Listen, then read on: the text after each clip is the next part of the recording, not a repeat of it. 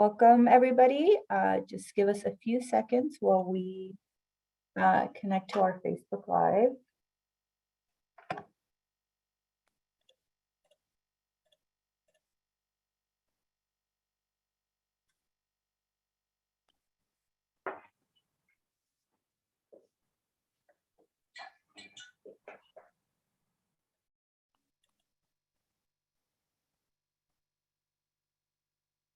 All right, perfect. All right, thank you, folks, for joining. I quickly will wait a minute for folks to join in before we get started, but I do want to give some brief instructions. So if anybody will need a Spanish translation for this webinar today, you can use the translation option that if you're on your laptop or PC, if you just go to the bottom menu bar, you should be able to see a globe that says interpretation, and you click on that and choose the Spanish language channel. If you're on a mobile device, you'll go ahead and click the three bars that say more or más, and you will click your Spanish channel from there. Mariana, do you quickly want to say those instructions in Spanish? A todos los que quieran escuchar este webinar en español, pueden hacerlo seleccionando el idioma de preferencia. Van a tener la opción de hacerlo en un globito que generalmente dice language o idioma. Puede ser que esté en español y seleccionen si quieren Spanish para español o English para inglés. Muchas gracias.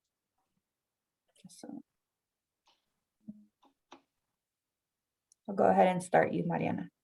Perfecto. All right, perfect. So welcome everybody to our last day of our Latino Health Forum series. We're really excited to have some really great speakers for today to close out our series. So I will hand it over to our wonderful board member, Elliot Enriquez, to introduce our speakers for today. Thank you, Elliot. Thank you, Pam. Buenas tardes a todos. Good afternoon, everyone.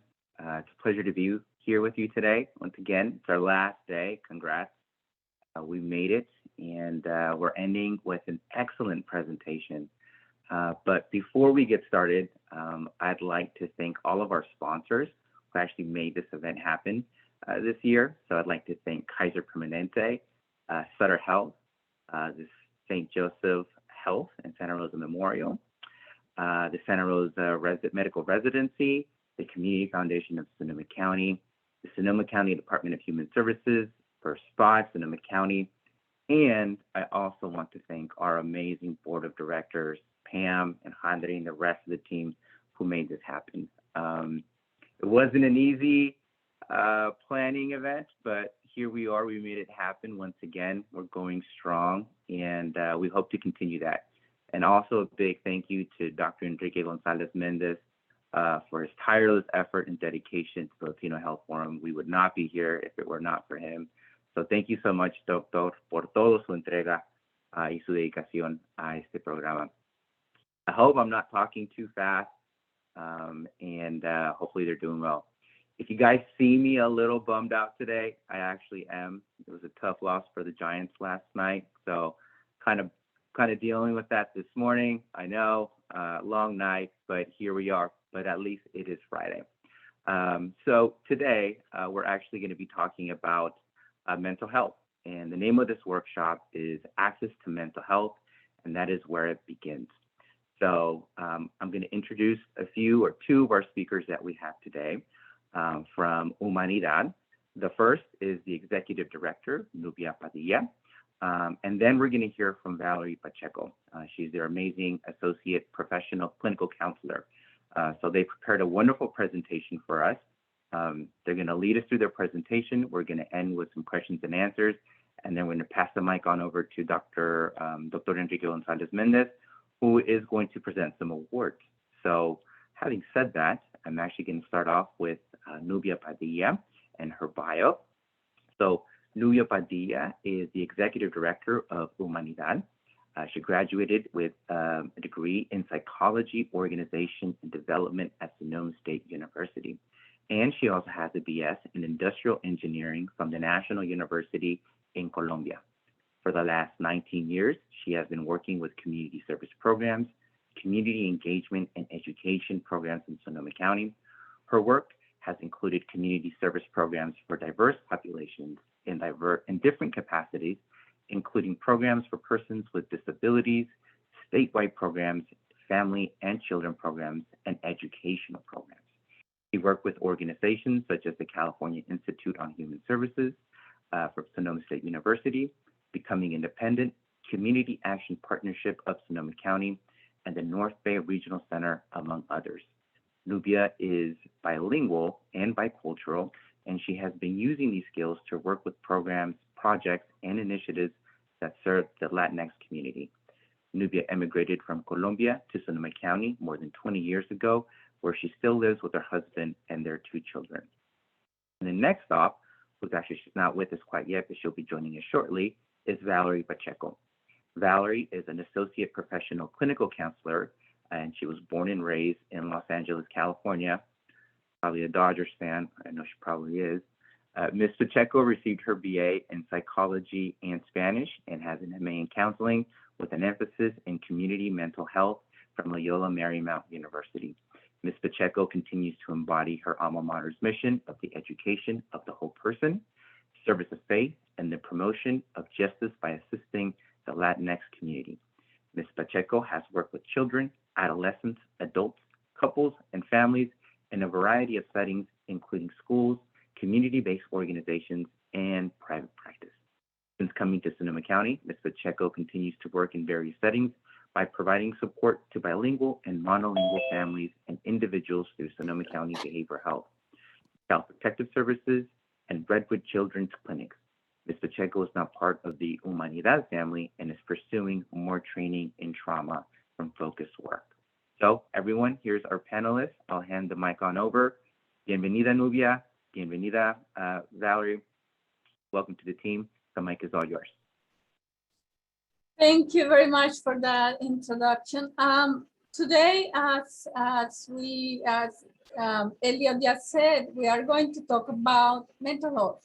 But I would like to talk about mental health from the perspective of belonging. So when you see the presentation, I said it's all about belonging because as we have been observing, that's something that is so missing in the Latinx community for many reasons, as we can see in the presentation. So I will share my presentation right now.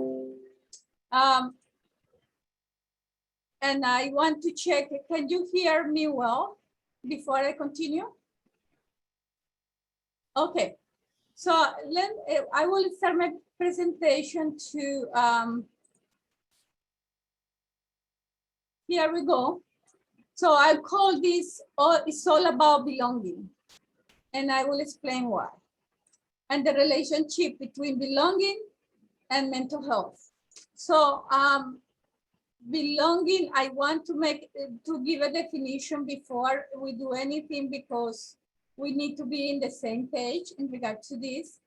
So belonging is the feeling of security and support when there is a sense of acceptance, inclusion, and identity for a member of a certain group, and is when the individuals can bring their authentic self.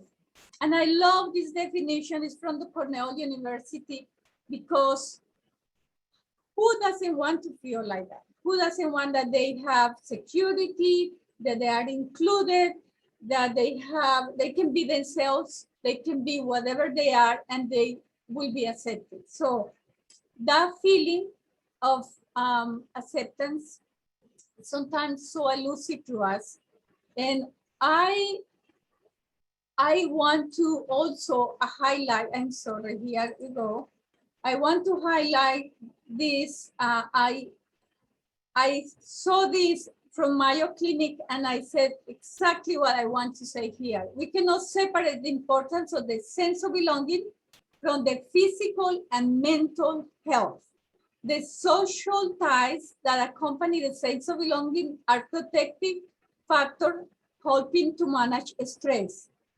When we feel we have support and not alone, we often cope more effectively with difficult times in our lives. Coping well with hardships decreases the physical and mental impact of the situation. So I want to come from a personal story. I was talking with a friend from Colombia. We were talking and she asked me, how many years have you been living there? And I said, well, I have been living here for 25 years. And she said, wow. And I said, yes, I feel like I am part of the landscape. And after I said that, something happened to me. It came like, really, am I feel part of the landscape? At times it doesn't feel like that. And I started the whole reflection about belonging. And I was thinking, after going to school here, having my kids, having a life here, working in so many places, why I don't feel that I belong? Why that feeling? So I started exploring and reading, and this is why I'm doing this presentation, that trying to find the answer to that question. So the first thing I saw is that throughout the pandemic, we experienced something that we didn't have before, is that all these crises from COVID-19 brought us some hidden or not, sometimes not hidden truths that we didn't want to see.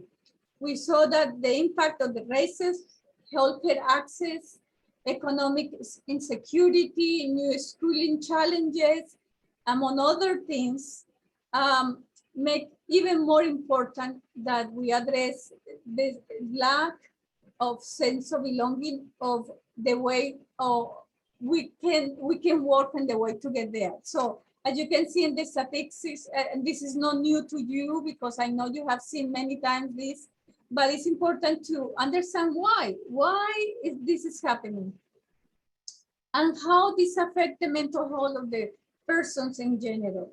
So the next time is what happened when there is no sense of belonging? What happened to the person? So first has detrimental consequences for health, specifically for mental health. Because people believe that they don't have a place, that this is not where I belong, this is not my people, they don't feel accepted. Second, people feel disempowered because, well, why should I try if I am not accepted anyway? So they feel disempowered. And they feel this sense of being separated, being hopelessness. The hopelessness. A person feels anxious. Of course, if I feel that I don't know how to relate to my environment, I will feel anxious anyway. The world becomes unfriendly and scary, and we can see that. And when people feel fear and scared, they sometimes the reaction is with violence and trying to defend or trying to protect themselves. There are many ways to react to this, and it's difficult to trust others. So as you can see, this is no good news when we don't feel that we belong. Then I read a report from UC Davis Center for Reduced Health Disparities. And they said that as a result of immigrants to the United States, many Latinos have endured a range of adverse experiences.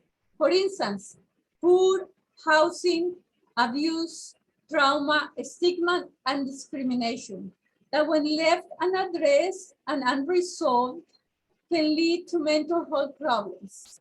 So this is Dr. Aguilar Gaxiola, and he said that mental health problems can have a deep impact, not only for the individual, but for the families, their community, and the economy. So as we can see, this is not just the person, the impact is not for the person that is feeling isolated, lonely, separated, whatever.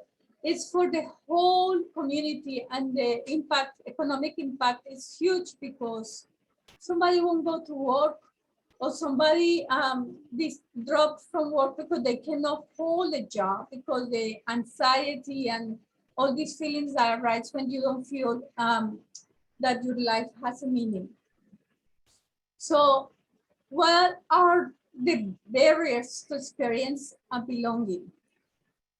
Well, the first thing I have to say, and I have seen this over and over, and I experienced this many times, is that people, the systems are not designed with this in mind. When we create programs, initiatives, systems, service systems, there is nobody's answering the question, how can I make the people this program is designed for feel the sense of belonging? How can I do that? This should be the first question that everybody needs to ask. How can we foster sense of belonging? And most of the time, the systems are designed for people that are not the program or the services no aim to. So, of course, many times it doesn't work. The priority is given to the most visible. So the people that have more entitlement are more visible because you are there saying, I don't like this, I need this, I want this doesn't work for me. For me, people that are disempowered usually don't do that. So there it is. Entitlement is a determinant when accessing services. If I go to ask for services and they tell me, oh, well, no, because you didn't bring this document. Many people that don't have the sense of belong, they don't have this entitlement, they would say, okay, and maybe they won't come back. Or maybe they don't ask why. Or they don't ask, can I bring a label? But the person with entitlement would say, no, I am here, I took time from work, you need to give me options. So that's important. The lack of entitlement is directly related with the lack of sense of belonging. There it is. They go back hand by hand. Microaggressions, and I want to talk about microaggressions, make difficult to feel the sense of belonging. So when you talk about microaggressions, it's almost invisible. We don't, sometimes we get so used to receive, to be the target of those microaggressions that we don't even understand that it's happening. For instance, when you go to the store and the owner follows you because you look different, because you look weird, or for when a Black person is walking in the street and somebody grabs the purse. And all these, there are many examples, but these things happen day by day in our lives. And of course, a person that experiences that, even if it's unconscious, will feel the effect of that.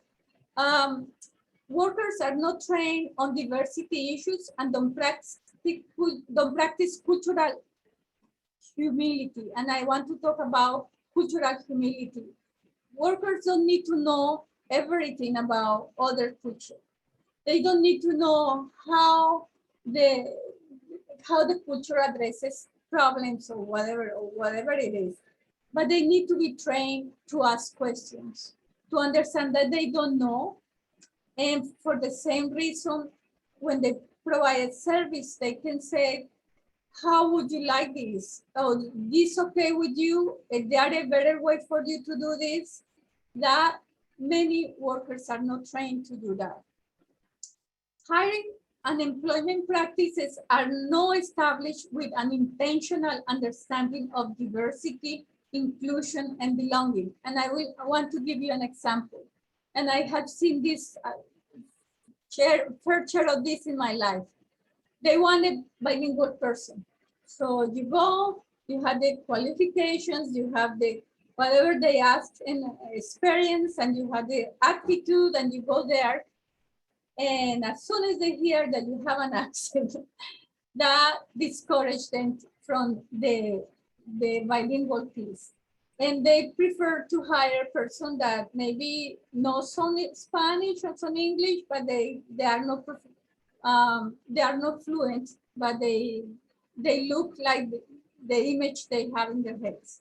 So all of these are important for us to consider and start addressing and see how we can change that.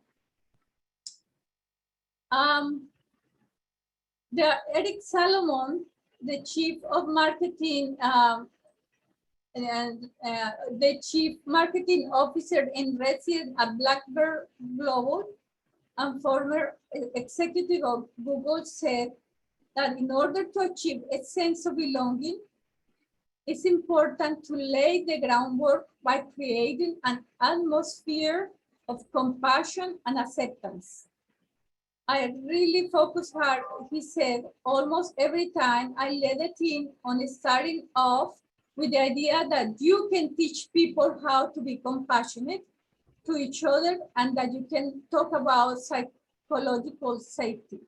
I love this, and when I saw this, this is exactly what we need to do. So he's talking about creating an atmosphere of compassion and acceptance. If just that is there, and we would be better off, all of us. So I thought it was beautiful. I thought I needed to review it here. But the other aspect of belonging is that it's part of the Maslow hierarchy. Is the third piece of that is how important is that we have the basic needs, and then we have security needs, and then belongingness is another need. So it's even more reason to understand the impact that the lack of this has on the behavior and on the how the person feels and how the person navigates the environment. So let's continue here. Okay. So now we are getting on the how we can really start working on and getting this a sense of belonging and supporting mental health.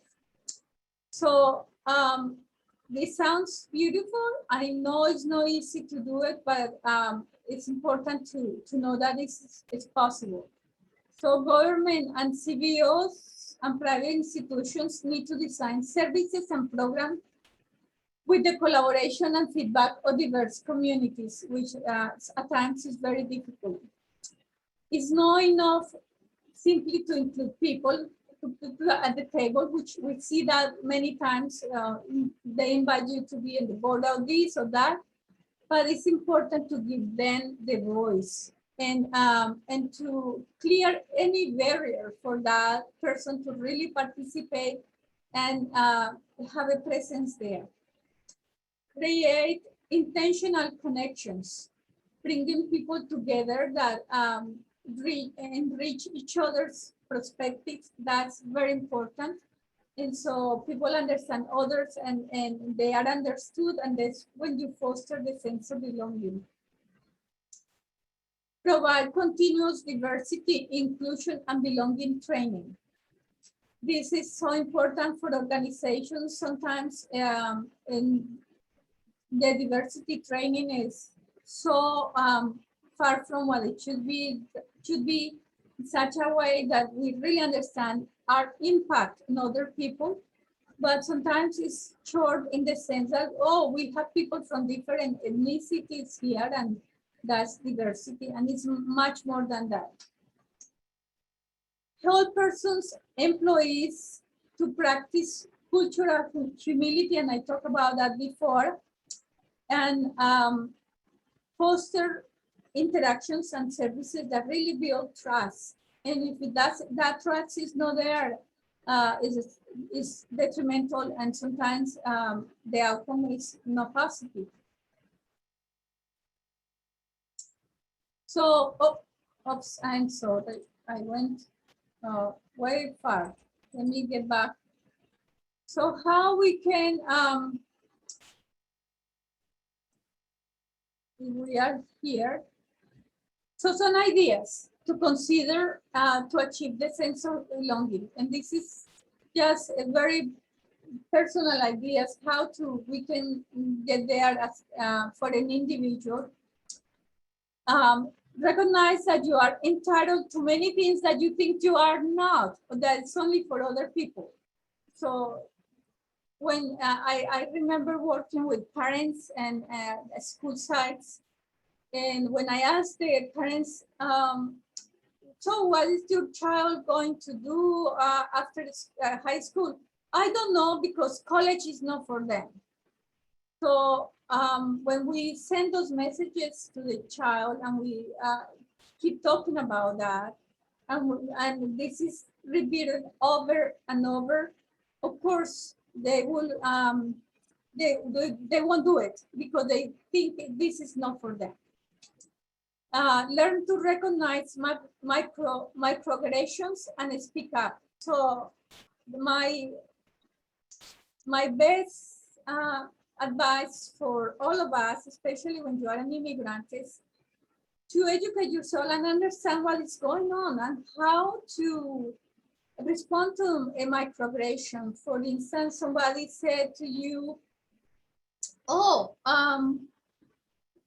your English is almost as good as your Spanish, or things like that, that make you feel like, oh, this is not right, or whatever. You can say, and if this is a teachable moment, you can say, you know, it doesn't feel okay. What do you want to say in other words?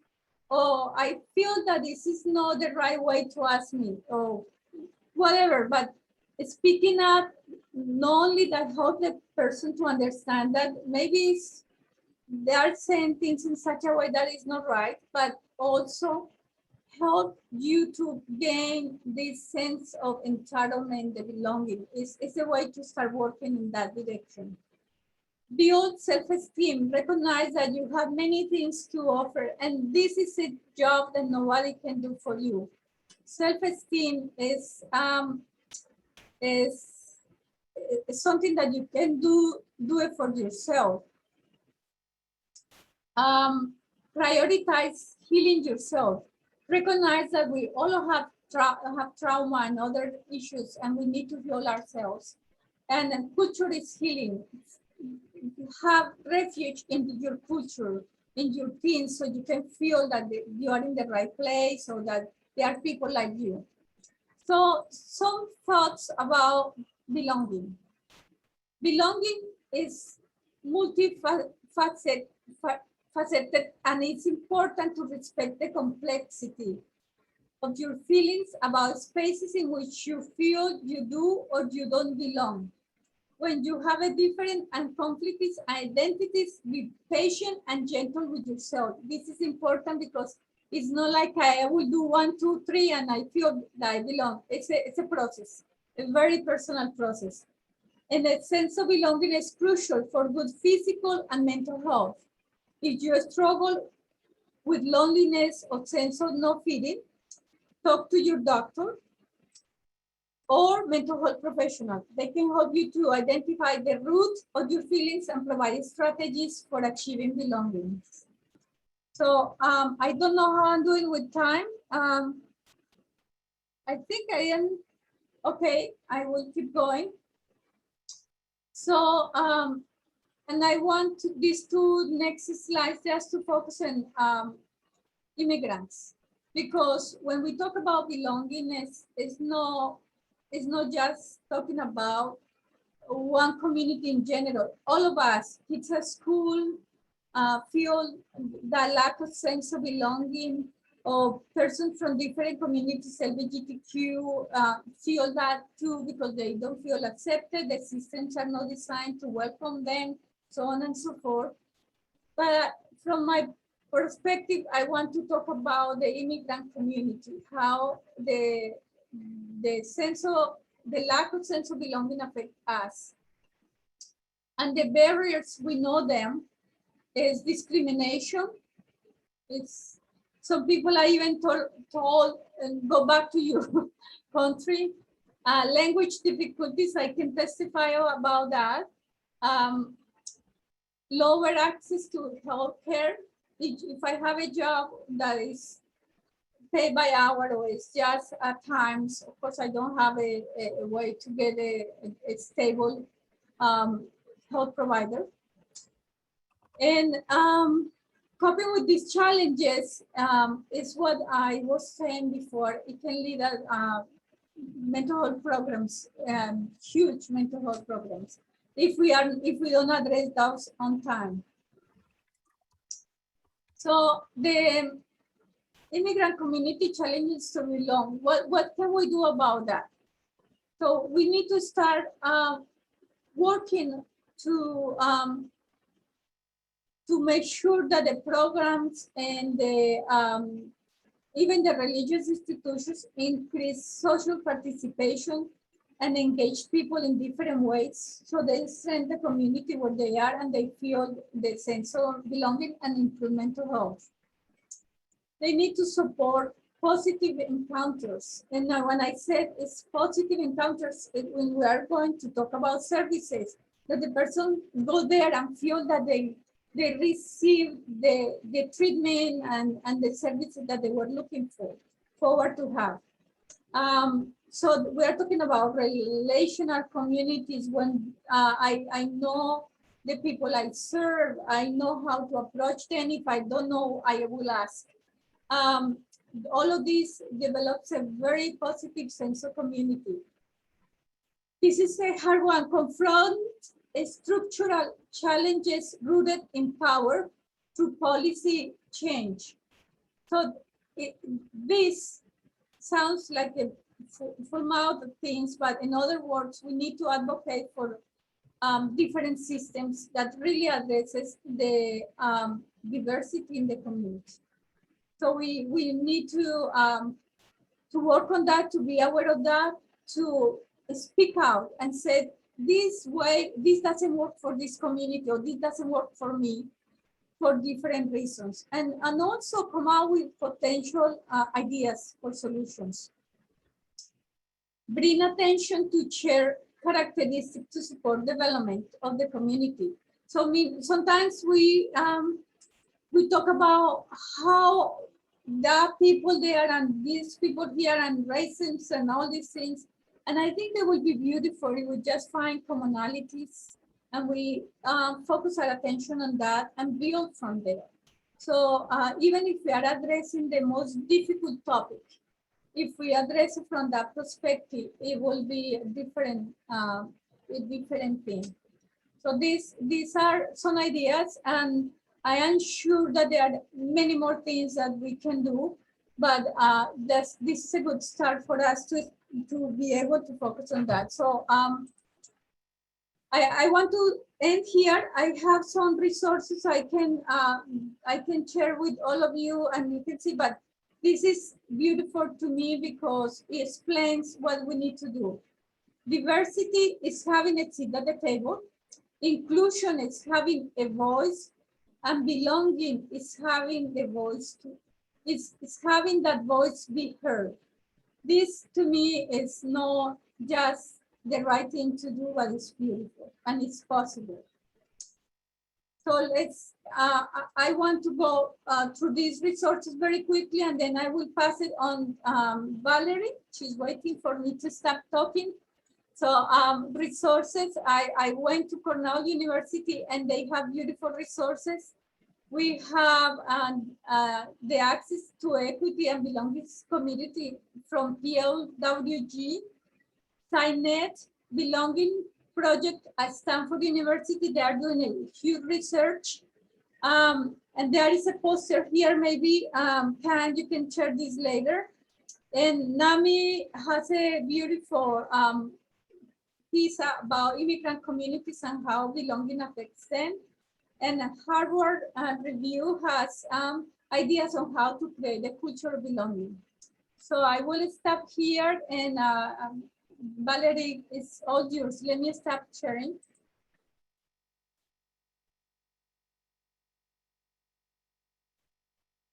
Valerie, you're in, okay, you're in mute. Hi, everyone. Okay. Everybody hear me? Okay. Yes. Yeah, so Nubia mentioned many important things about how belonging is important to our mental health. And what I wanted to focus on more is just kind of how it connects with our culture specifically, since this is a theme of the week. And also how like kind of like a little psychoeducation of what's going on sometimes when we're encountering these barriers. So to begin, we are a community that likes to socialize. We like to convivir, like we like to share ideas. Sometimes we like to go do storytelling, and this helped us kind of process our struggles and what we could do in those situations differently to support each other in many different ways. And I think that's a key thing that I want to focus on, because at least here at Humanidad, that's one thing that we are trying to address in our community. And I don't know if Nubia shared a little bit about this, but that's how we're trying to address those needs, at least in the mental health capacity. We have convivencias that we are having at least once a month, and with different themes and topics. And with these themes, we explore what could we do to support these people directly. So in a way, naturally, it just became a thing where we have these community group therapies. We process them to like be an 8-week long group therapies. And then essentially, if the person is ready to embark on that journey, they could do individual therapy. So in our own way, like naturally, we just started progressing into that direction and then see how we could help these people individually with their needs. But we started again with the theme that we're discussing today, with belonging. So what are these things that are connecting these individuals? What are these struggles? And then how can we support each other? And it's something that we've been doing naturally, but then at the same time, kind of combating that idea, that stigma with mental health, because people in our community are very weary of like, how am I going to go somewhere, tell somebody my problems? How are they going to help me when my basic needs are not being met? Which is a lot of things that Nubi also brought up to the table. But coming to the basis of everything, all of it goes back to attachments. How do we build these attachments to our parents, to their guardians, to other key family role members in our family? And that's how everything begins.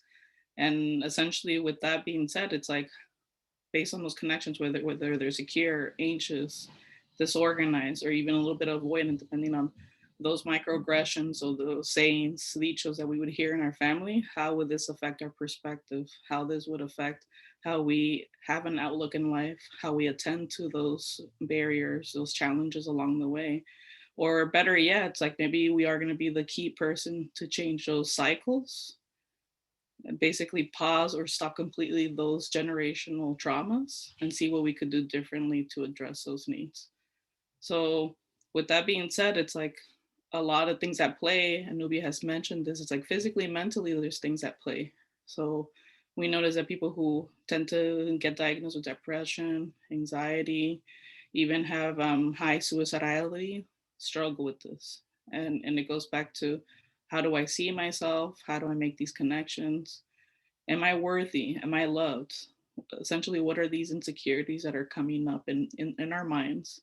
And how can we see that these cycles, these ways of thinking, these patterns of thinking affect us? And if we're not sharing these ideas or feeling safe enough to be vulnerable with our community, with our family, our group of people, then how are we going to know, hey, maybe this is a red flag, I need to get some support, some individual or professional support? What can I do differently? So that's something that I wanted to focus more on today, just because in our community, there's a lot of things that kind of like the microaggressions I know we have brought up that we kind of let slide with our parents. It's like, oh, I'll give you a reason to cry. There's many times that I've heard indirectly with parents that like they're in family situations, a kid is crying, instead of validating the feelings of the kids, we're shaming them and making them feel like they can't cry in that moment. Or there's moments where like there's like a specific need for an emotional support, but we minimize it by saying, oh, I've gone through something tougher. And of course, we all have different backgrounds, a lot of stories to tell, especially migrating to this country. But again, we minimize the experience of our children here when they're also having their own challenges, which could be more adapting to a new culture, being bicultural, bilingual, and then just trying to manage those things. And maybe as a parent, we're not capable of knowing how to support that. So then we just minimize it and brush it off. So in a sense, like now I at least for myself, when I see clients come into the room, or in this case, the virtual Zoom room, what we try to focus on is like how these traumas, and it's specific to that person, how that affects their reality, affects their happiness in life. What could we do differently? So when these things come up, how do we change those patterns of thinking? How do we change the way they feel about themselves? And then hopefully in the long run, we could help support these generations of kids that are like battling these ideas, like how can I maintain my culture? How can I maintain my traditions? And then these new ideas that I also connect with. And I don't know if there's if any questions. I see that there's a pause. Yeah, but Yeah, really quick. Yeah. Can we just take a couple second pause? Looks like our translator's requesting. Oh, I'm sorry. Down. Yeah, we have of course our simultaneous translation, and we just want to pause really quick so Sorry about that. so Mariana can catch up. So Yeah. all right. I think we should be good. Mariana, please let us know if we need to slow down again. But again, continue. I know, Nubia, you were about to interject right now. I'm sorry about that. Yes, Nubia. I was going to add, Valerie, that this is important for us as working with the community, is that it starts at home. So if we support parents through education to understand that they are part of the community, they need to change some mental patterns that help them to not only to be more successful in this environment, but also to help to educate their child, and the child have more better outcomes and more opportunities in the future. So it's education, and you are right, Valerie, starts at home with. Mm-hmm. Yeah, so a lot of it starts at home, and then also just being more conscientious of it. I think a lot of us don't realize that many of our family members or friends are in survival mode. So for a lot of the time, this way of thinking or the way they go about doing things has protected them from many different things. But as things start to get better and feel more stable, it's like now all these past traumas or just these lack of emotional connections start to rise, and it's like, okay, what can I do differently now? If I'm already safe physically, what's going on mentally and emotionally that I'm not able to move forward? Or there's key people in my life that are not feeling happy with me, and why do I get defensive? So it's just something to just recognize. And then if it is occurring, then in our community, there's so many different agencies, and it's not only just providing the resources, but the key thing is educating. Like, well, let's start with the basics. So what are the signs that maybe it's not just me having a bad day, maybe this is a continuous thing for too long? What are other, what is it, things that keep getting in the way because of my mood or how I see the world? So kind of going back to that, it's like there's key things that we as a provider, as a psychologist, therapist, like we assess to see, it's like these things are more or less like normal, but then these things are not where they have to be. Are they going to protect you from adapting to all these situations that come up, or are they going to be a precursor to something repeating itself? So that's always something that I tell people that I meet with, that yes, I encourage people conviviendo, being with each other, supporting each other, and maybe that's their way of venting and processing things. But there's also a distinction between getting support versus there's things that I keep repeating. And then having a professional that is unbiased, and then dissecting those ways of thinking and holding them accountable and knowing what to do differently. Like, how is that way of feeling affecting the way I think? How is it affecting my actions? Maybe I should start from another point. So it's just important to educate people. It's like, if there's what is it, specific behaviors or just concerns, instead of brushing them off, or even another microaggression, it's like, oh, people who go to therapy are crazy. That's not the case. Sometimes it's a way to prevent, sometimes it's a way to just monitor oneself and realize, okay, these are things that are going on. I'm learning about myself. I learn about my triggers. I'm learning how I respond to things. What are better ways, healthier ways that I could still release that anger in a better way, sadness, be able and comfortable to sit in my feelings and not feel rejected, not feel abandoned. These are just healthier ways of us just being ourselves, and then communicating that effectively with people and not making it awkward, making it uncomfortable. It's like, oh, I don't know what to do. So I believe at least in the way that we're providing services, either through convivencias, group therapy, or individual, that's what we're trying to do, like educate. We have a community navigator position. Let's see what are those basic needs that need to get addressed. And then finally, if you are ready individually, like what are we gonna do so we could support you with those lifelong goals? So, Valerie, I have a question. How many, what percentage of your clients experience that lack of sense of belonging, and talk about that in your sessions? Many of them, because and there's different types. So to begin, like there's first like the population that has migrated here. So how are they connecting with people in their community? I think nowadays it's a little bit easier. We have smartphones. Our culture is more globalized, so it's a little bit easier to connect.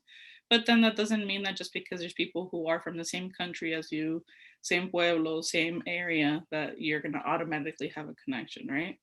So I think that's one thing we have to focus on. It's like migrating from one place to another, and then if they are capable at that point to socially be responsive, because if they're focusing on their basic needs, it's going to be hard to connect to people. The other group of people that I think about is just people who are bicultural. So then day by day, like being in their environment and at home versus when they're at school or at work, and how they are addressing just switching gears, switching from those social cues, and then feeling kind of like I don't fit in one place or the other. So I'm Latina, but I don't speak Spanish in a way that sounds like it is Mexican or Guatemalan or Salvadoran, whichever dialect. And then when I'm at school, I don't feel like I speak English in a way that it seems like it's being heard or validated or taken as that I'm well educated. All these biases, all these negative stereotypes that we have of ourselves.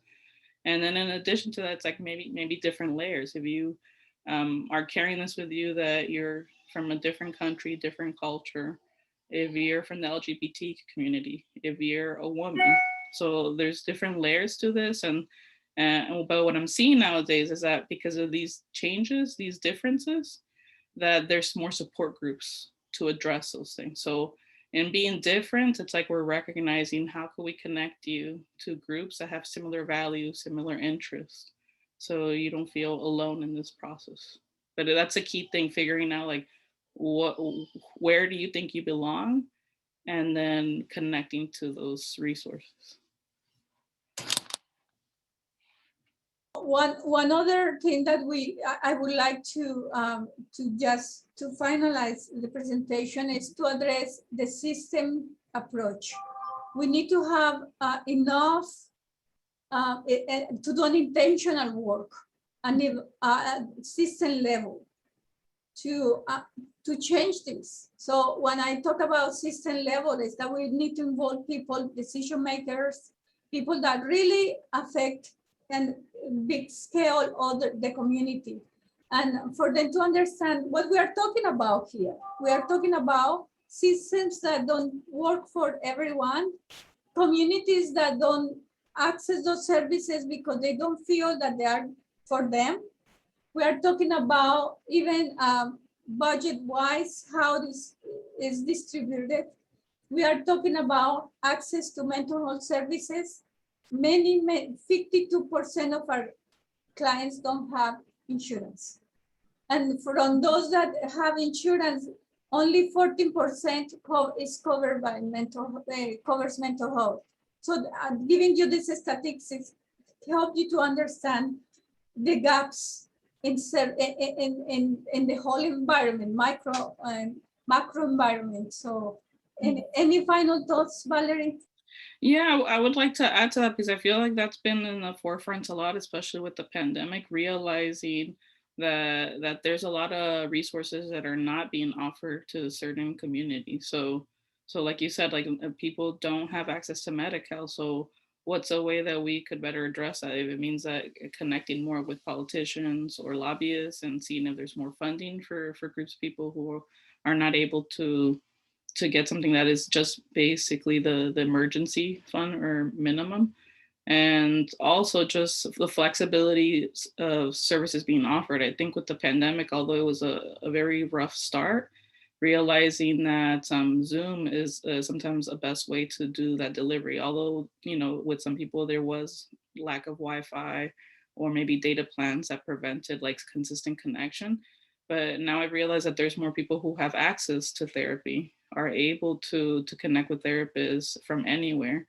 Because before I would hear the concerns of, I don't have a car, or I share transportation, or I'm a single parent and I have to pick up my kids and then I have to come here. And then just getting to therapy would be a dedication of 3 hours, more or less. If they had to do errands, coming to therapy, same therapy, more or less 50 to 60 minutes, going back to their routine. Now they could simply log in from anywhere, from their lunch break. So I've noticed pros and cons to that, but just as providers having the flexibility of like, where can I meet my client as much as I can? What hours am I offering? How am I connecting with these individuals if there's some hesitation or resistance?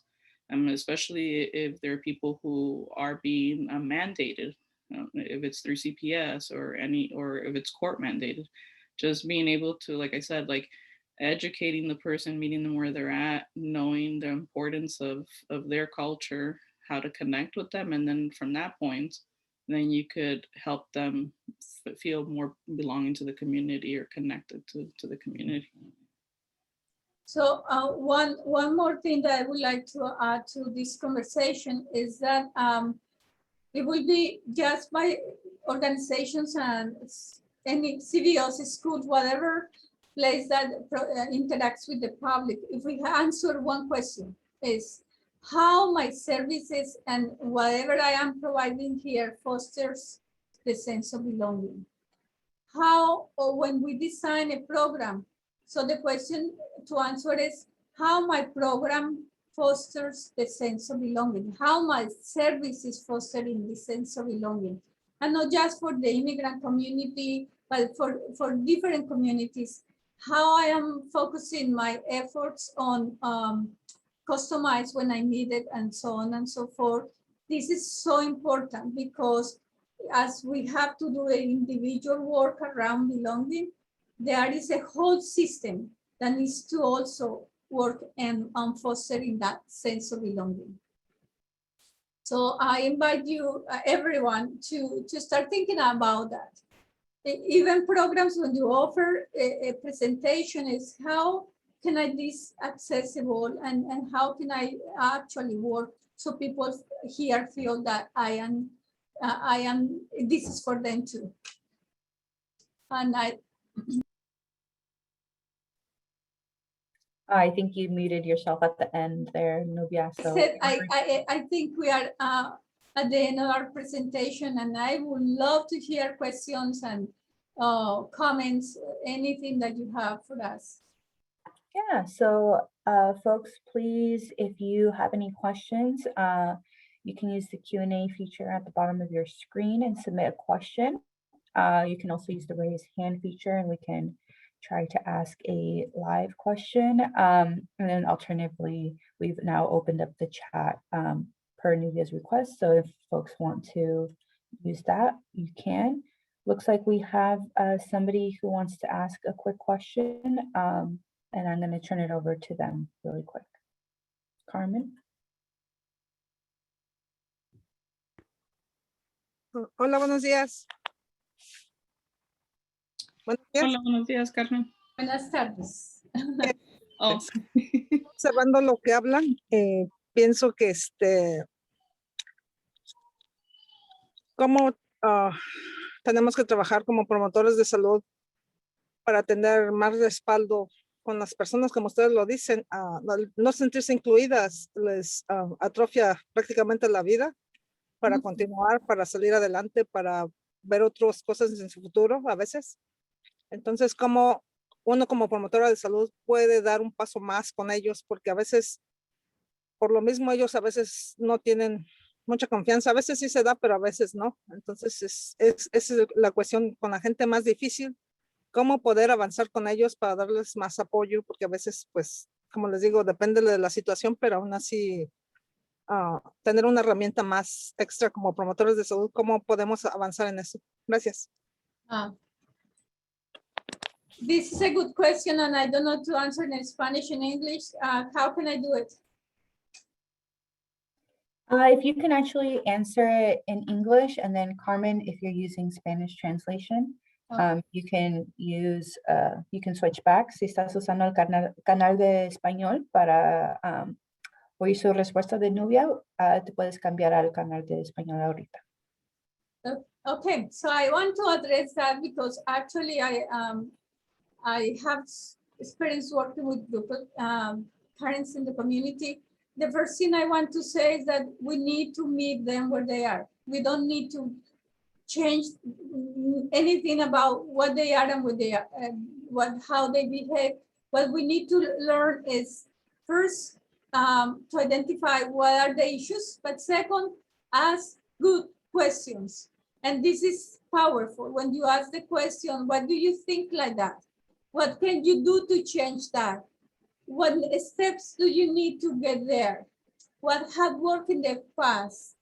Those kind of questions, but also education. So if you feel that your group of parents need education about diversity, this is important for them because they understand what they are experiencing, why they are experiencing, and so on and so forth. So education for them. And I am so glad, Carmen, that you are asking this question because as persons working with the community, sometimes we don't even ask those questions. How can I support we just go and do the job. And what you are doing here, I love what you are doing because that means that you care about what you are doing. Valerie, did you have something else? Yeah, and kind of going along with what you mentioned, Nubia, there's this thing that we call in the therapy world like the magic question, right? Like if everything were to be perfect the next day, what would that look like? And it's just more of a motivational, like interviewing like question to do, just because at that point it's like then the person is thinking backwards. It's like if this is where I want to be, if it's either health or how they envision interacting with their family, how they envision themselves career-wise. It's like then if that's the goal, then kind of going backwards, it's like what are the key steps that I need to do to get there, and then more specifically, what are the first steps that you could do to embark on that journey.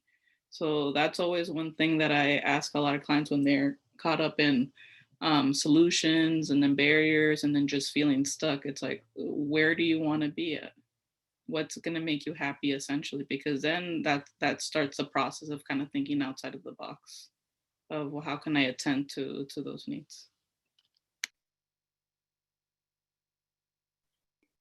Wonderful, thank you too. And please, folks, if you have any more questions, please submit them in the Q&A or the chat. I'll hand it over to Elliot, who has a few questions for our speakers today. Perfecto, muchas gracias, Nubia y Valerie. My first question that I have, just kind of eagle-eye perspective and kind of bringing it all in together. How has COVID-19 affected how we build a sense of belonging? Can I go first, Nui? So I touched upon it a little bit. So I think we all had a rough start. and I say that just because, and I'll use my mom as an example. She's not a tech savvy person. I had to teach her how to use a touch screen phone. I had to teach her how to connect to Wi-Fi.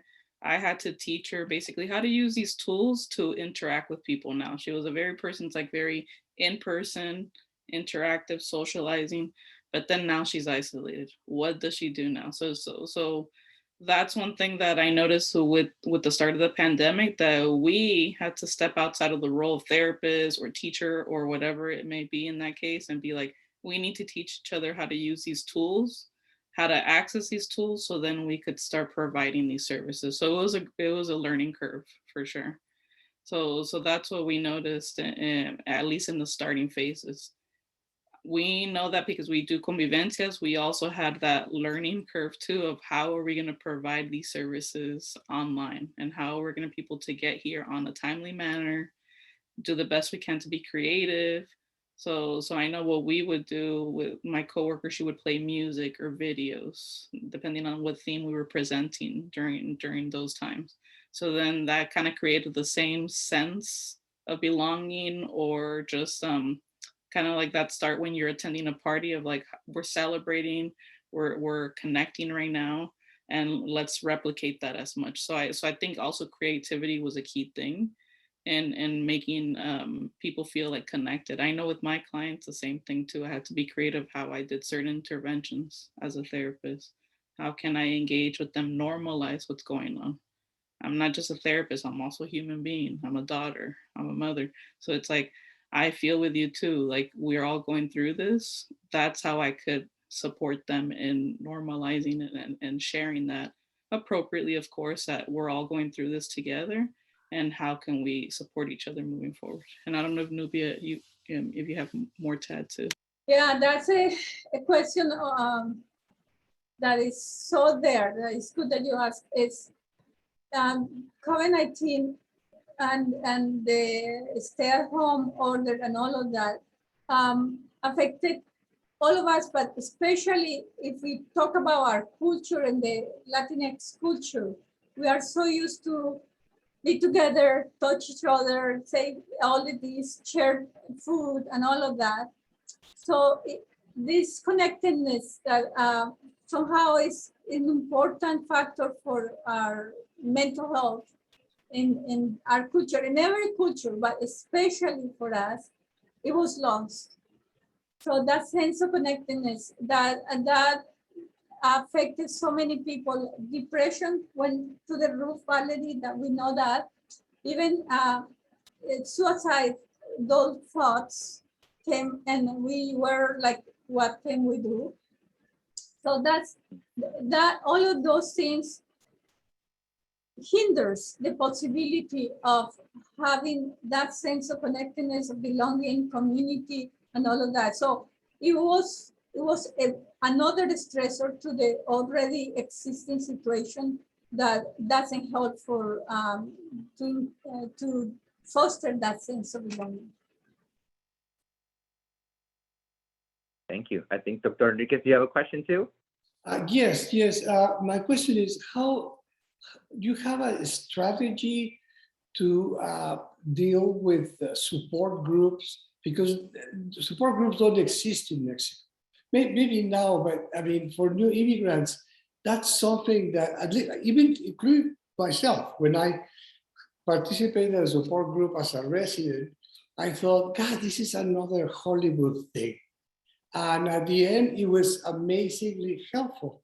But I think that you probably have a strategy so people will trust, because otherwise they prefer to talk to the la comadre or la tía in Mexico.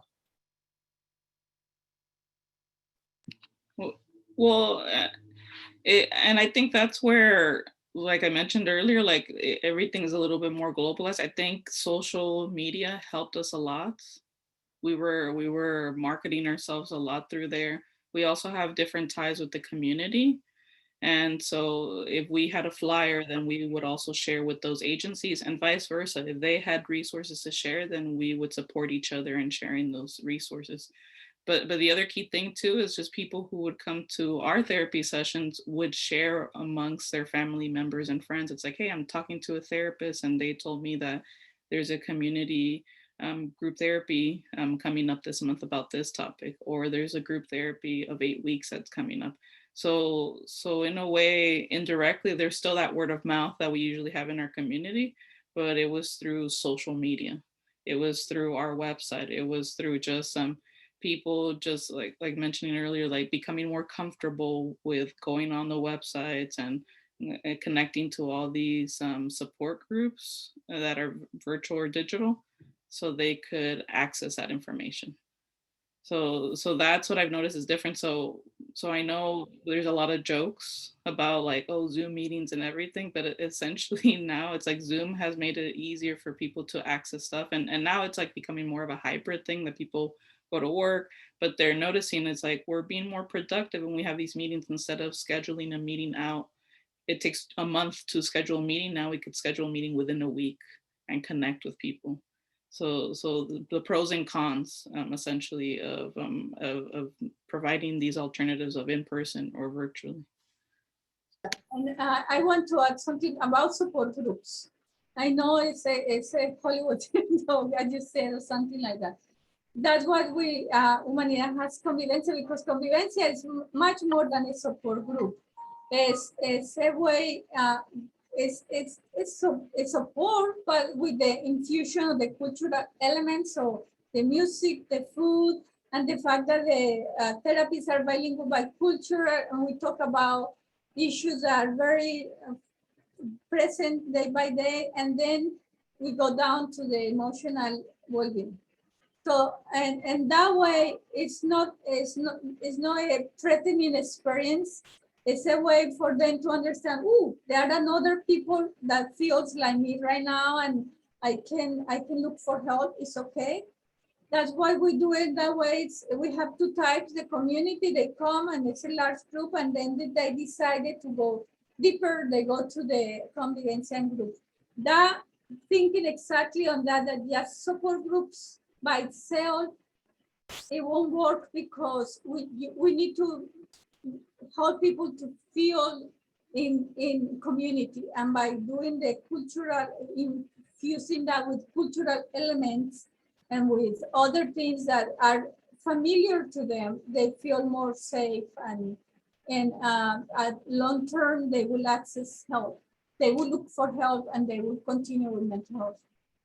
Because essentially the convivencias is just like a little preview of like, it's a bigger lens, and then once they get that experience, it's like, okay, let's see if I could, like I mentioned, like go a little bit deeper. Like, let's see how I could feel in a group, and then individually, am I able to feel vulnerable and take advantage of therapy, be ready for it.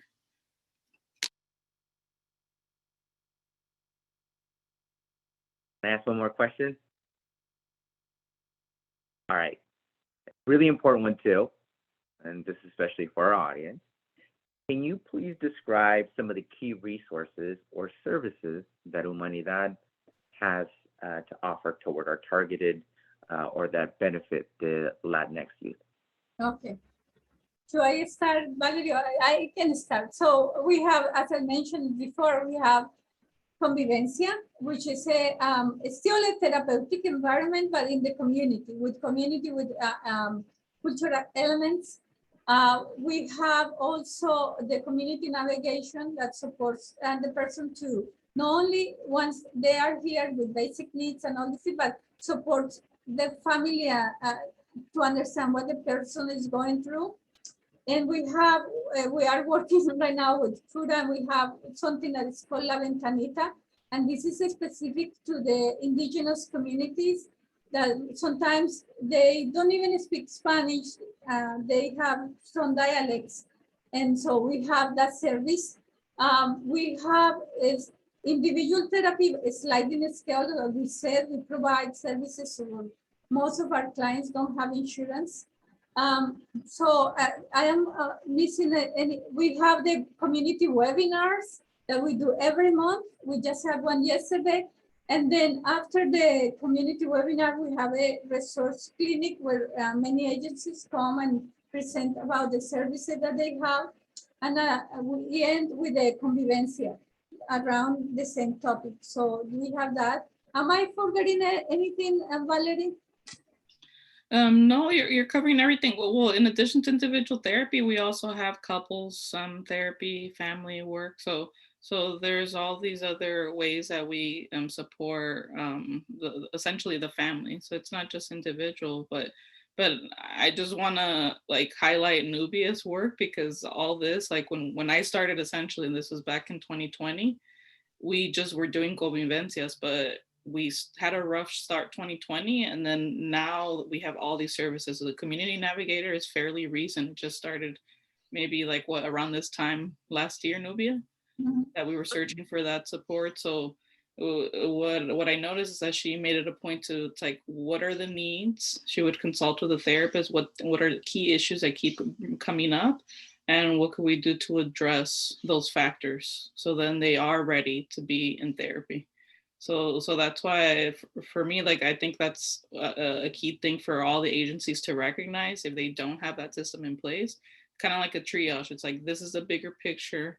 How can we invite the person in, make them interested, and then just kind of like narrow it down as the things are presented and introduced to us as the providers and as a support system. And then once they are ready to, like I said, to do individual therapy, then they're going to be more well versed of what that means, because that's a foreign concept in itself sometimes. Like, I think what I've noticed with my clients is like, it's a big privilege to just sit down and actually think about my thoughts. Like, what am I going to do here? Some of them are even kind of like, this is weird. I really don't do this. So just normalizing that experience for themselves. Perfect. Thank you. And just, I know that this is going to be broadcast later on the radio. And so for everyone who's going to listen via radio, what's the best phone number to get a hold of you? I know it by memory now. It's 707-525-1515. And you take it from there. Yeah. Perfect. Perfect. Thank you. Thank you. One question related to Elliot. Do you have a hotline for suicidal prevention? No, we don't. We don't have. Suicide prevention? No. Yeah. Do you have any numbers where we can share to? Because as you know, Latinas, especially young Latinas, are very high risk. Do you have any number? Because there are a couple of places, but I'm not sure exactly where people could call.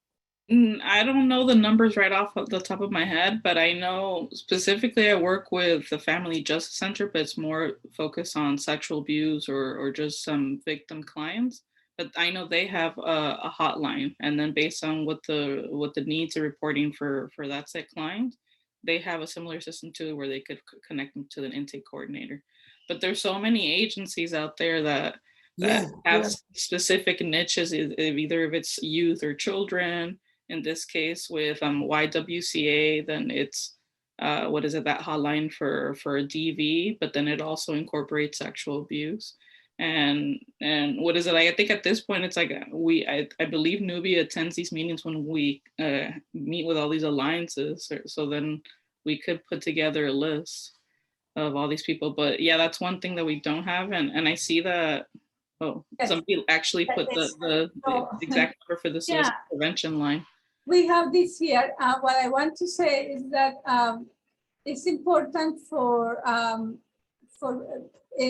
people to go to our website. You can find these numbers there. We have the resources for hotlines and other resources that are important in the website. But Ana Maria just put the phone number here for Crisis Stabilization Unit and other numbers I saw before. To be honest with you, Nubia, I try not to tell our community to use the electronics because many have no access or they are very afraid. Well, according to some of the participants from Southern California, they said, when you have a telephone number, then people says, ahí sí llamo, and then pasa la voz. So that's why I think these numbers are really useful. Thank you. But what we discovered now with this COVID-19 is that they don't have maybe access to a computer, the internet, but they have phone, most of them. And we are taking advantage of that too, because we are sending things, text, via text and all of that, so they can access the information. Excellent. Everybody has a telephone. Yes, thank you. Thank you. Gracias. Yes, thank you all for speaking on this really, really important topic. I know that mental health has been a topic that has really come up in conversation when we're talking about COVID-19, the pandemic, and everything that has kind of played into that. And I really appreciate you all sharing your time and your expertise.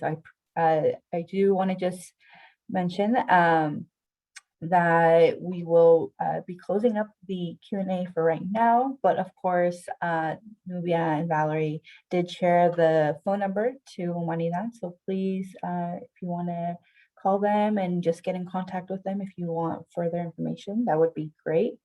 Thank you both again, and I will hand it over to Dr. Gonzalez because we are closing up our last session and we're going to announce some of our Latino Health Forum honorees for this year. So, Dr. Gonzalez. Thank you, Pam.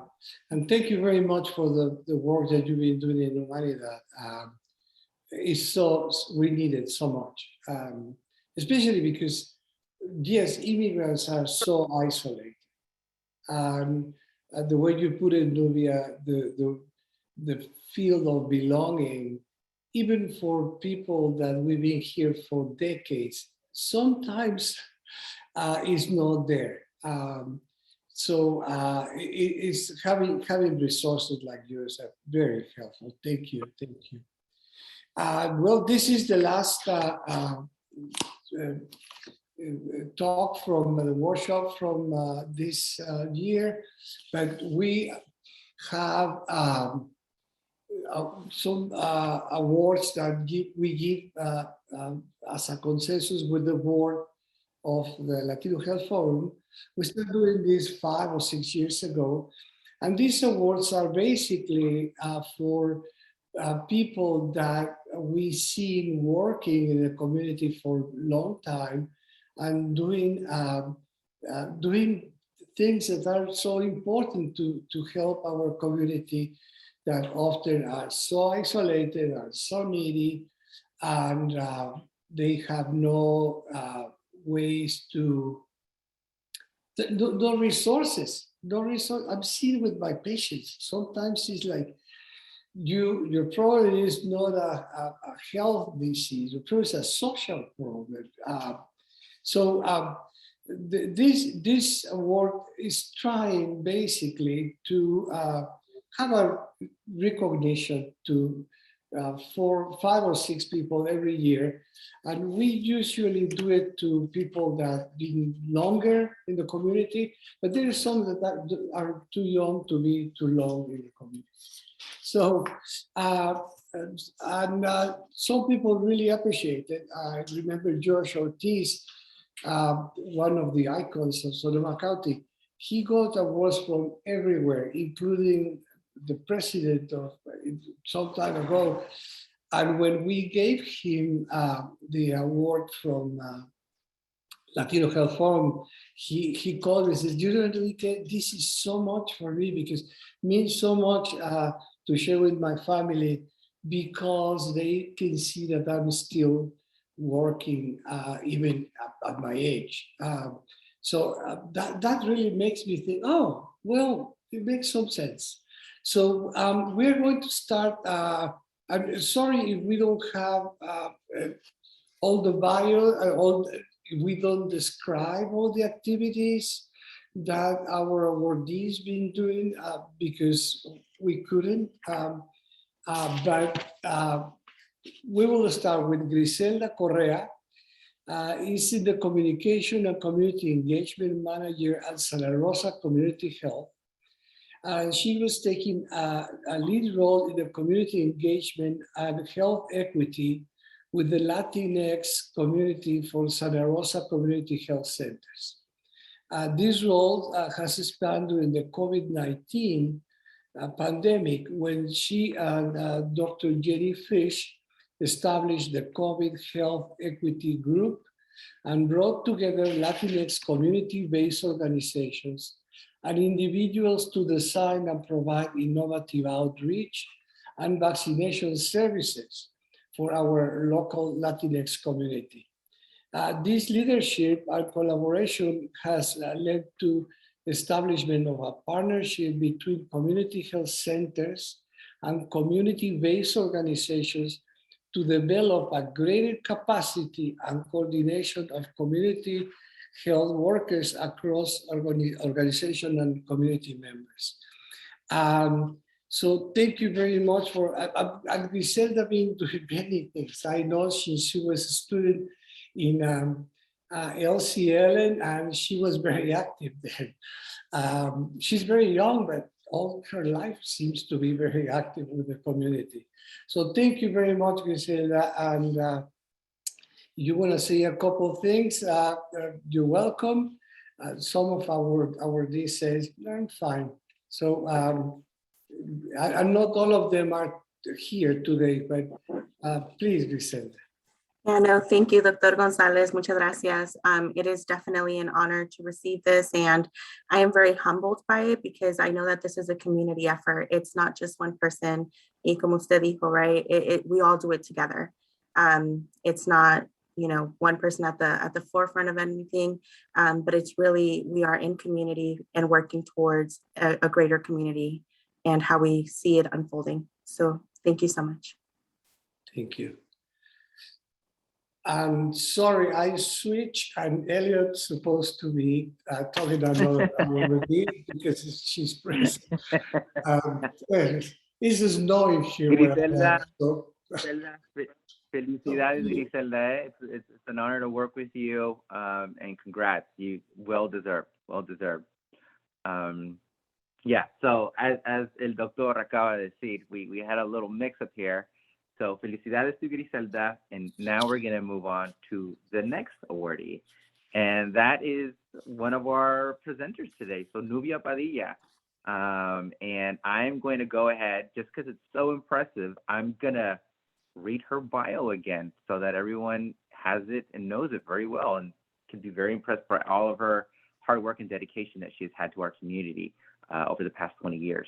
So Nubia Padilla is the executive director of Humanidad. She graduated with a BA in psychology She graduated in psychology, organization, and development at Sonoma State University. She also has a BS in industrial engineering from the National University in Colombia.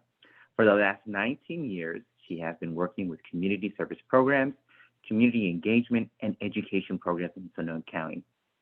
Her work has included community service programs for diverse populations in different capacities, including programs for persons with disabilities, statewide programs, family and children programs, and education programs. She worked with the organizations such as California Institute on Human Services, Sonoma State University, Becoming Independent, Community Action Partnership of Sonoma County, and the North Bay Regional Center, among others.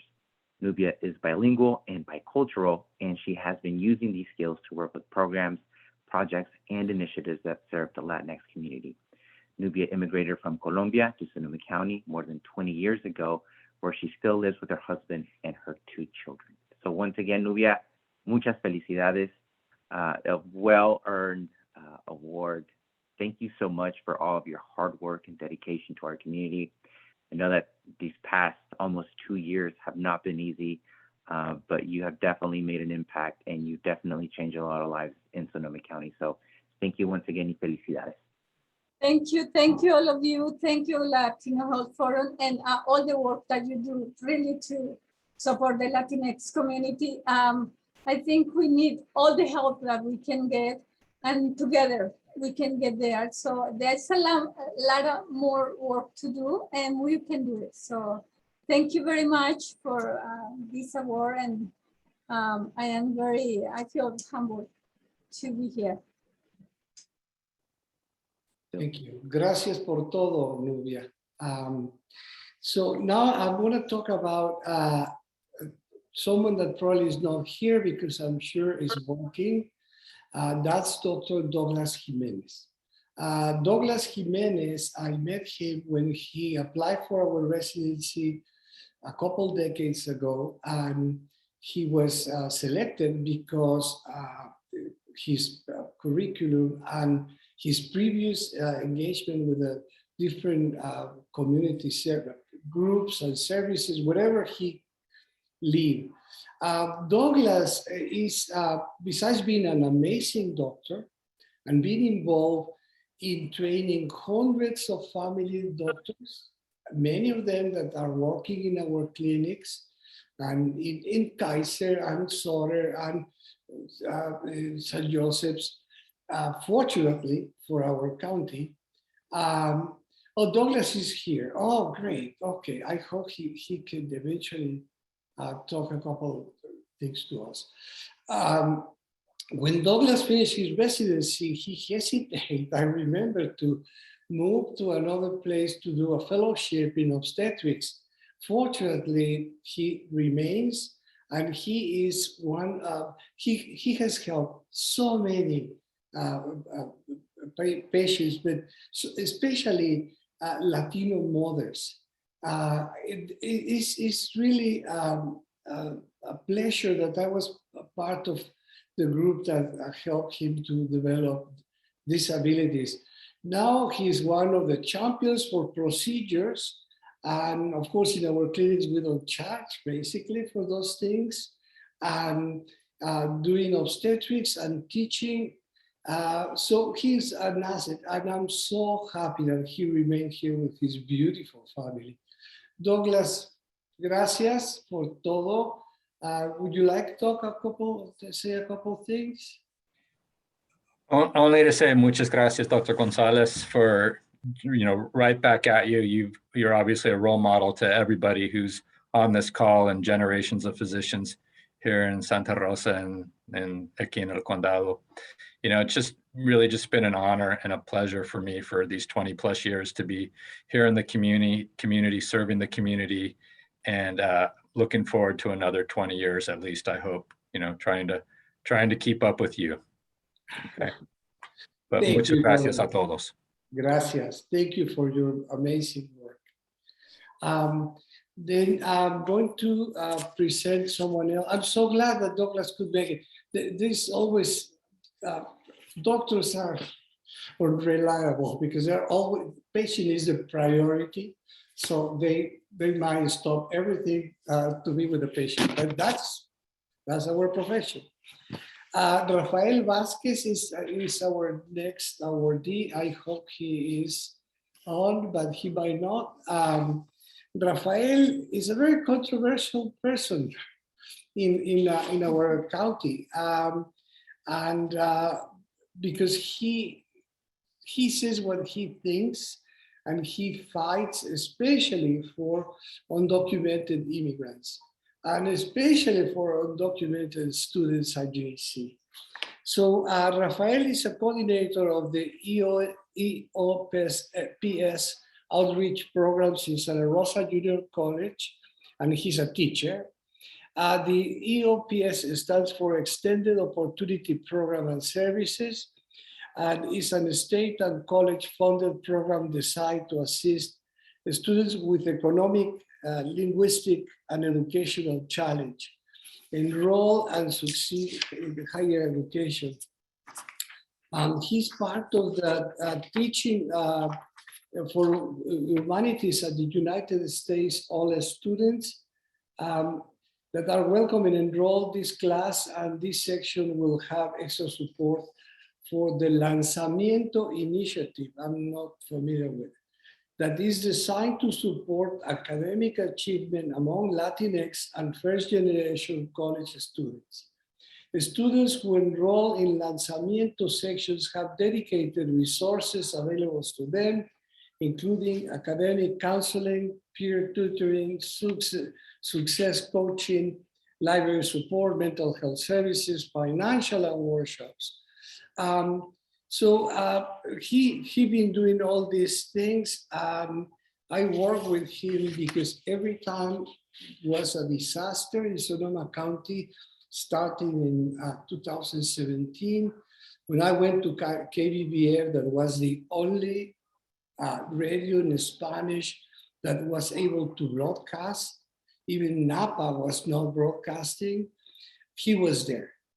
And he was there every time was a fire, if there was a flooding, and during the COVID, he been dedicated a lot of his program at KBBF to invite people to talk to our community about it. So Rafael is an asset for our community, and I hope he can keep doing what he is doing. If you are listening somewhere, thank you. If not, I already told you, but we will give you a little plaque. It's gold. No, but it's, it's just humilde por parte de nosotros. Gracias, Rafael, por tu trabajo. And now I think Elliot is. Yeah. Yes. Perfect. This is a great honor for me, actually. So our next awardee is Zeke Guzman. And I say that it's a great honor because Zeke has become not only a great role model of mine recently, but also a great friend. I met Zeke through Dr. George Ortiz. And I can't say doctor because he received an honorary doctorate from Sonoma State University. So yeah, Dr. George Ortiz introduced me to Zeke, and I've had the honor of working with him ever since. And I've been working closely with Zeke for the past couple of months now, and we're working on some amazing partnerships in Southern Sonoma County. So Zeke Guzman has spent his entire professional life working tirelessly on behalf of the farm workers and other members of the Latinx community. Throughout the pandemic, Zeke and La Familia Sana have engaged community volunteers to lead a successful grassroots effort to distribute food and promote vaccine confidence and access with low-income Mexican and Mexican-American laborers and their families. The son of migrant farm workers himself and an inspiring speaker, Zeke shared how he has cultivated cross-sector partnerships to provide community members with a broad range of urgently needed resources. He also spoke compellingly about the barrio resiliency model, nos cuidamos uno al otro, we take care of one each other, and outlined specific strategies to mobilize the power of neighborhood volunteers.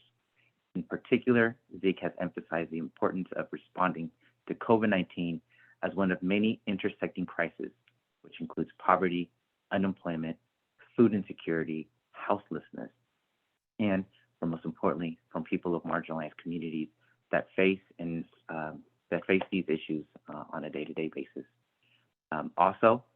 Zeke has taken to nurturing in mutual trust and long-term relationships through small acts of kindness, multilingual outreach, and cultural relevant support across issue areas. He also recognizes the power of continuity of connection to build long-term relationship partnerships to achieve the greatest impact. He also believes in the power of wisdom and generosity within our communities, and also investing in local leaders. Also, providing honorariums and working with volunteers that are experiencing poverty, which is a game changer. And currently, he is the board president of Latinos Unidos. So Zeke, it's an honor to present to you this award on behalf of the Latino Health Forum and the rest of the board. Well deserved, muy merecido. And yeah, here you are. Would you like to say a couple of words, Zeke? I think you're on mute, Zeke. You're on mute, Zeke. Thank you. We can't hear. Thank you. Well, I think this recognition, this award is really important to me, but most important to George Ortiz. You know, he was a very much important part of being part of the Latino Health Forum. You know that he really pushed for the health and benefit of farm workers through the national health programs, you know, for 25, 30 years. He was an advocate of health for our people, you know, and I take this in his honor. I receive it. Also, I want to receive this honor on behalf of 14 amazing campesinos, campesinas that did the work in Cloverdale to vaccinate our community. You know, it wasn't me. I would love when, you know, Dolores Alfaro will come in and say, ahí te van 25, ahí te van 15. You know, I mean, that's the kind of work that the community did. And I love them for it because they were very humble people. Most of them with a 6th, 7th grade education, but they rolled up their sleeves and got it done. And, you know, back in May, I was blown away when Alexander Valley Healthcare reported that out of a population of 13,500 between Cloverdale and Geyserville, we had vaccinated 12,200 and some odd people. you know, and it was the work of our gente, of our raza, of our barrio. So that's why I call it barrio resiliency model. But I also want to share one thing. I really wanted to attend the mental health workshop, but I had some emergencies come up with some people, some families. But besides the pandemic, and I talked to our people, and they say, Ezequiel, our pandemia is our poverty. We don't see an injection. We don't see, where we are going to improve our quality of life. And I want to share with you something that I've come up with, which our people are going through, and it's really related to health. I call it accumulative economic trauma. Let's think about it. Our people have received one blow after another since 2017. It started with the Tubbs fire, with a Kincaid fire in 2019, with a 220 fire of Wallbridge, COVID. And then this year, the harvest was horrible. Our people only made 60% of their income. We got a very big challenge ahead of us these next months, folks. Very big challenge. I just met with 2 churches in Cloverdale. That was the emergency, where we're trying to keep some families from being evicted. So the churches paid their rent. We got some very big challenge. It's all related to health. God bless all of us for the work that we're doing. God take care of all of us. And I want to congratulate the Latino Health Forum for just keeping the spirit going of good health for our people. Thank you. Well, Zeke, thank you so much. And I mean, it's not surprising that even in this recognition, you're highlighting so many disparities that are happening in our community. And I just want you to know that the Latino Health Forum and the board and the entire team, you have our support. So if you need anything, please feel free to reach out later. And congratulations. And Enrique, thank you for coming to Lake County. Jenny Fish. I want to just mention this. Andrea Garfe has been an angel up in Lake County. She's bringing her vaccinations. I mean, she's a real spirit, a real angel. And I hope she's here and listening, because I would just want to thank her from the bottom of my heart. You too, Enrique, thank you for coming up. We're doing work in Lake County, taking care of our people. Right. All right. Thank you. Felicidades. Thank you. Thank you.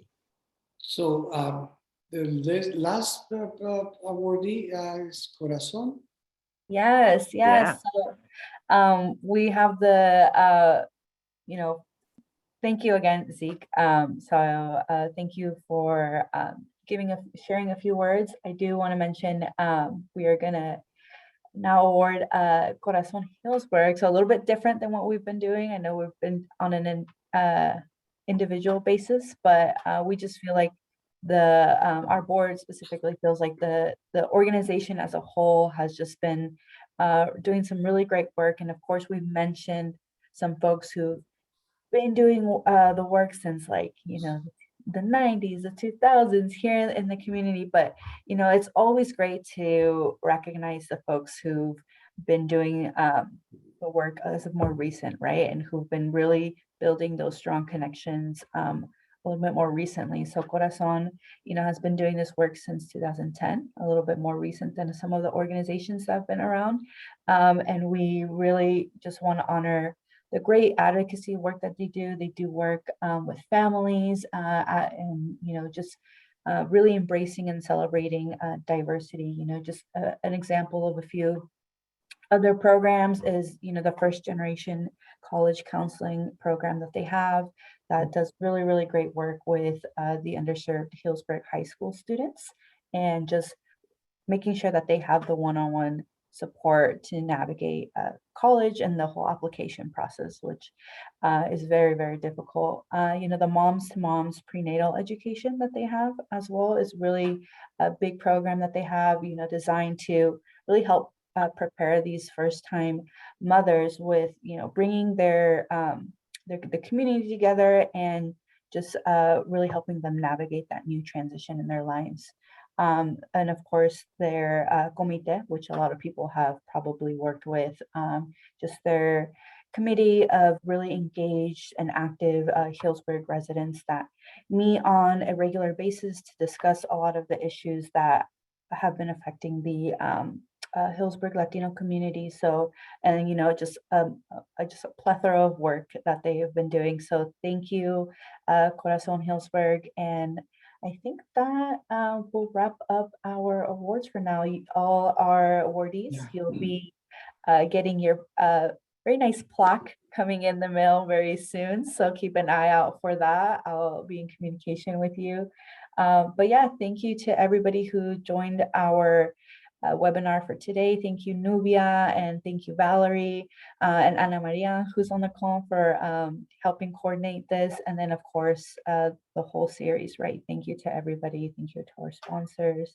And I'll let folks know that we will be broadcasting today's webinar on KBBF at 6 p.m. So if you didn't get a chance or you want to share it with some folks, you can just let them know to tune into KBBF tonight at 6 p.m. And I'll hand it off over to you, Dr. Gonzalez, if you wanted to say any last remarks. Just gracias, thank you. It was very difficult to organize this Latino Health Forum, the number 29. Thank you, Pam, for all your effort, and thank you to the board, Elliot. Thank you all of you, because our goal is to share with our community and be just a way where people can express themselves, and that's why we call it a forum, and try to improve our communities. As Sik was saying, is so hard seeing the misery that our people are suffering, and that could be better, they can live better. And I think we have the social responsibility and the moral responsibility of trying to improve our community, at least the Latinx, but probably the entire community, because I don't think we can continue like this. With this disparity, people making millions a week and people that have no food in their tables. We can. This is just unacceptable and unsustainable. So thank you, muchas gracias. We'll see you next year, hopefully in person at Sonoma State around October. If nothing happened, our poor county suffered one problem after the other, but we're strong.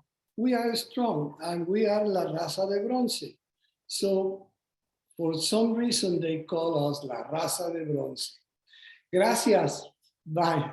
Yes, thank you, everybody, for tuning in. Thanks to the folks on Facebook Live, and just some last little things. Thank you to Mariana and Maria and Gustavo for doing all of our simultaneous Spanish translation this week. Really, really appreciate you all doing that really important work. Thank you to Center for Wellbeing and Santa Rosa Community Health, who will be helping us with those costs. So thank you to our sponsors. I wanted to give a brief thank you to my assistant, Handri, who has been helping me this whole time coordinate the Latino Health Forum. Very, very much appreciated. Just want to say that they are, a college student, and they're really just, doing a lot of important work. So really love that we were able to, incorporate the youth, and just making sure that we give everybody a platform that way. And then, of course, to my colleague, Daisy Cardenas, who had to leave a little bit early, but who's also been really integral to the coordination of this whole series. So thank you to everyone. Thank you to the board, and thank you, Dr. Gonzalez. Gracias.